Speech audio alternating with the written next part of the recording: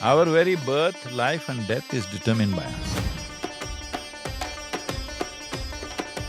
I know this is not a good thing to say, but I will say it. We are sitting here right now only because our…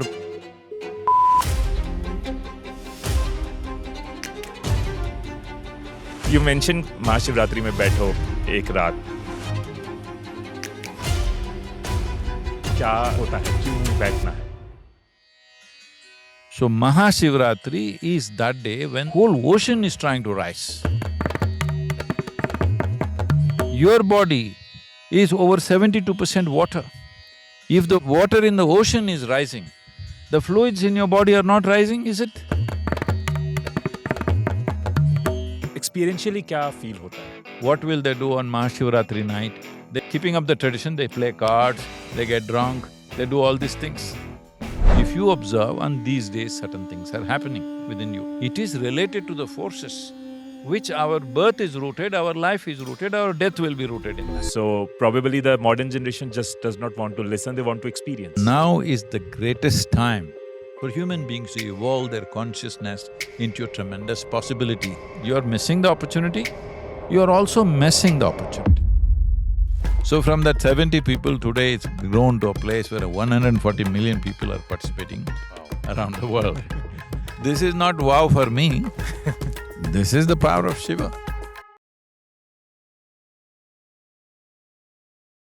You mentioned Mahashivratri में बैठो, for my curiosity, क्या होता है, क्यों बैठना है? So most of the festivals are by observation what is happening on that day and what is the best way to benefit from those forces.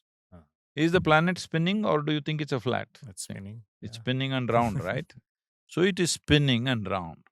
When it's spinning and round, many dynamics are happening. Anything that's moving is dynamic, dynamic forces are being generated all the time. Right. And there is also another object spinning around us, which is the moon. And there is this guy, the big guy, who's burning us down. All these three have impacts on us. Our very birth, life and death is determined by us. We are sitting here right now only because our mothers' bodies were in sync with the cycles of the moon, isn't it? So how come you can ignore the moon and simply conduct your life? That's why we created this luni-solar calendar. How the influence of the sun and the influence of the moon, what it does to your body, to be conscious about it. So a calendar for us is not just about counting days. Calendar is a way to structure our life. So Shivaratri, first thing is, Shivaratri means that one day before Amavasya, that is the day when there is no moon. Because today living in cities where electric lights are there all the time and people are… they're looking at your channel maybe they don't know when is Purnami, when is Amavasya, what day. But just look at the Indian calendar, it's telling you what day of the month it is in relationship to the moon and the sun, all right? They're not telling you 1, 2, 3, 4, 5, which is just numbers, numericals, has no relationship. So this has relationship. Most of our festivals are calendar-based. On that day, what's happening? Accordingly, there is a culture as to what to do on that day. So what is happening on Shivaratri is, because of the position of the moon around the earth in a certain way, there are natural forces rising. Of course, there are WhatsApp scientists who say, oh, rubbish, this is all mumbo-jumbo, he's trying to talk. But go near the ocean and see, on the full moon and new moon day, whole ocean is trying to rise. Your body is over 72% water. If the water in the ocean is rising, the fluids in your body are not rising, is it? What kind of stupid conclusions have you come to? Because it's not written in the textbook that you read. That's your idea of science. You have no observation of life. If you observe, on these days certain things are happening within you. So there are 12 to 13 Shivaratris in a day, in a year, I'm sorry. But this is Mahashivratri. This is something that comes after the Makar Sankranti is over. The first Shivaratri that comes after that or in that region, in this month that comes is Mahashivratri. This time it's on February 15th. Next time it could be in the first week of March. It ranges between February and March because it's a lunar calendar. It is not a numerical calendar that we imagined. It is related to the forces which are rooted, in which our birth is rooted, our life is rooted, our death will be rooted in that, whether we understand or not. So on that day, there is a natural upsurge of everything. When the ocean is rising, all the fluids everywhere must be rising, isn't it? Right, right. Indeed. So Mahashivratri is that day when the maximum rise is happening. So when things are rising within you, it's sensible to sit with your spine erect. They're all trying to go this way, forces. You lie down. You're missing the opportunity, you're also messing the opportunity. By not supporting the Yes, natural if everything is process. trying to move this way, if you're this way, Yes. you're not only missing, you're also messing with it. So we said, you must sit up. They said one of the, in Karnataka, Andhra Pradesh, this habit is there. At that time, all the homes were, tile-roofed homes. So one of the things the young children and youth are supposed to do is they walk around the town carrying pebbles in their hand and throw it on people's, the roof, the tile roof, tile, it'll make noise. Because if you wake up sleeping people, you will be benefited. Because you're benefiting their life, it's a great service you can do, that you keep them up in the night, otherwise the fools will sleep. So every children and youth used to go around throwing stones. Now it's all concrete roof, you throw stones, nobody will know unless you break the glass. Unfortunately, the situations have changed, so we don't have to do the same things. But the Mahashivratri here is an effort to keep millions of people awake in the night. Last year, over 140 million people participating from across the world, but particularly in the country. So, we want to see the whole country stays awake and keeps their spine erect. What will they do on Mahashivratri night? Many people, keeping up the tradition, they play cards, they get drunk, they do all these things. Instead of that, be in a place where you're anyway drunk without alcohol, full of music, dance, meditation and everything happening. So, this is the idea because most of our festivals are calendar-based, not imagination. So, Sadhguru, you have explained very well what happens in terms of planets, body ke andar kya hota hai, that example of waves. Experience wise, I mean, what I'm trying to understand is अगर मैं घर बैठे देख रहा हूँ या फिर यहाँ पे आके बैठा हूँ, experientially क्या feel होता है? See, human experience is subjective. Each individual can make their own thing because you have four aspects to you. You have a body, you have a mind, you have an emotion, and you have the life energies. In each human being, this is of a different combination, same four things. In one person, the body is dominant, another person, mind is dominant, another person, emotion is dominant, another person, energy is dominant. Based on these things, things will happen. If only body is dominant, you desperately want to sleep. It will be an achievement. I did not sleep one whole night. It's a big achievement for somebody who's all body. Someone who's got a little more mind, not sleeping is a very natural thing. If he has something interesting to do, he won't sleep. For somebody whose energies are exuberant, he is flying away. All right, so it's like this. For somebody who's emotional, there is devotion which keeps them. So it's subjective to each person. This is the beauty of this, that we don't define it. This is what must happen. The thing is, wherever you are, you must at least take one step. Little better step. You must improve little bit. How? Doesn't matter. We won't define that.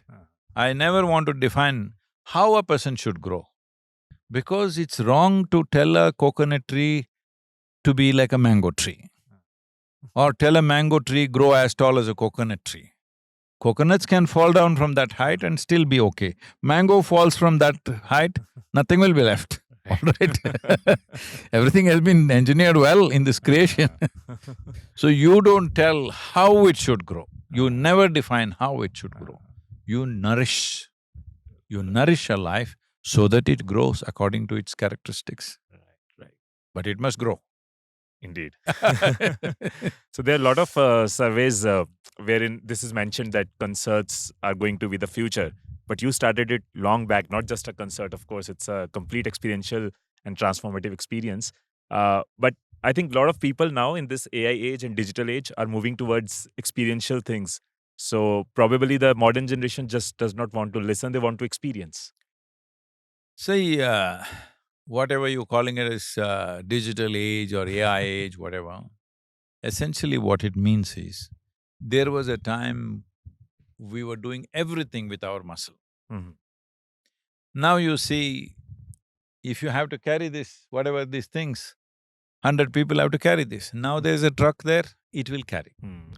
Something has to be dug, the machine will do it. You don't have to stand there with a crowbar and do it. Are you glad or no? It's good for the humans. Yeah. Yes? Yes. Very Of good, course. isn't it? Most comfortable time. A whole lot of things that we should have done physically 100 years ago, Right. we don't have to do anything. True. If you wanted a bucket of water in the morning, you had to walk down to the stream, Mm. catch it and bring it.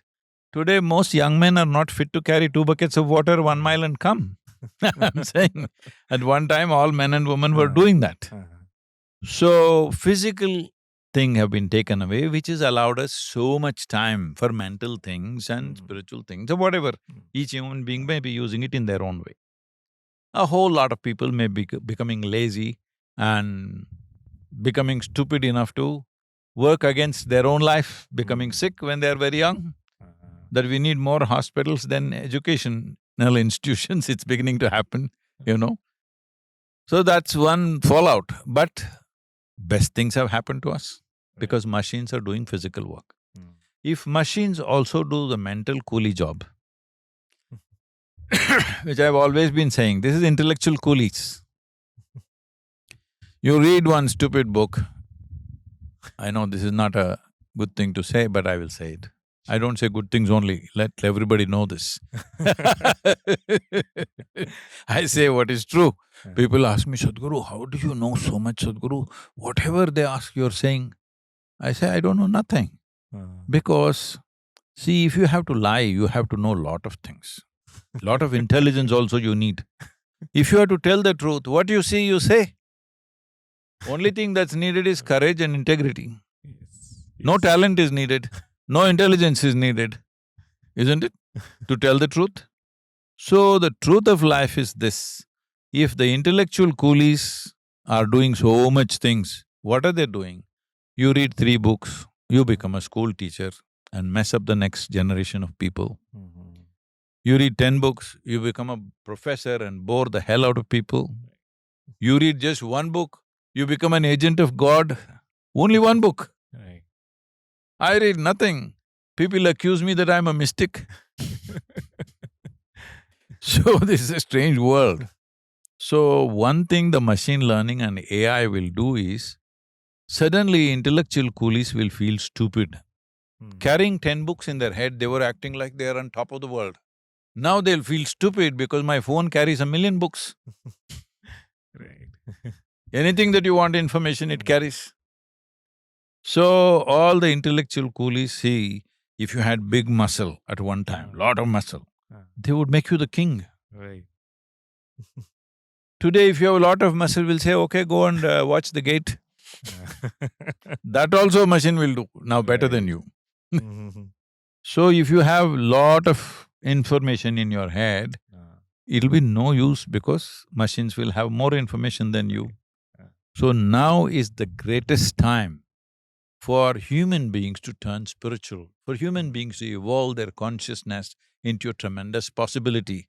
सेविका जैसी, अचल भी हो जाओ, असीम भी हो जाओ.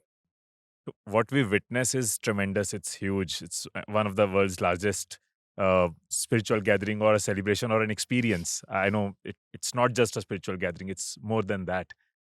Any memorable transformations or experiences you have seen which very close to your heart in the To people? the people or the event? To the people. Oh, for the people. Or event, of course, जैसे आपको ठीक लगे. Event has grown. First Mahashivratri we did in 1993 was a little… It was in Coimbatore city, not here. 33 years ago, in 93, we did a first Mahashivratri because I wanted to create something at that time. So So I went into a week's silence, Mhm. silence and almost unmoving, Uh-huh. just sitting in one place for nearly a week. So when I came out, that day was Mahashivratri. So we assembled in a, chowdhury, a wedding chowdhury kind of place, maybe 400, 500 people. That was the first one. Uh-huh. 94 it was here, where we just had one hut at that time, just one hut, thatch roof hut. We had 70 people for Mahashivratri. Uh-huh. So from that 70 people, today it's grown to a place where 140 million people are participating Wow. around the world. This is not wow for me, this is the power of Shiva. Shiva means consciousness. This is the power of that. And everything that you call as the civilization essentially is moving towards that. It might have gotten distorted in thousand different ways. That's a different matter. That happens in time. So this is why in this culture, there were, what you call as this Sanatan was not run by a book, but run by living people, delivering it as it is relevant for that generation, for the times in which they exist. Because a book, you cannot amend. Once you say God wrote this, you cannot amend the book. Not a constitution where a man wrote it and you can amend the book. God wrote the book, you cannot amend. So we never created such books. We have many books. We never said, this is absolute. There's no absolutism. Right. Constantly adjusting to the times. So there's one reality which needs to adjust. There is another reality which is absolute. So we recognize this as Shruti and Smriti. Smriti is something that we learn from memory, that means from our parents, from our grandparents, from generations of people. What they did, we don't have to reinvent the wheel. We learn from them. This is memory. Smriti means memory. Shruti is the tune. This is not set by us. This is set by the creation itself. So that you cannot change. So Sanatan involves these two things. This is a science of well-being. That's what it is. So as well-being come, if it did not come, why would they come like this, in these numbers? In hundreds of cities they're gathering, in every home they're watching in the television. Why? Because it makes a difference, isn't it?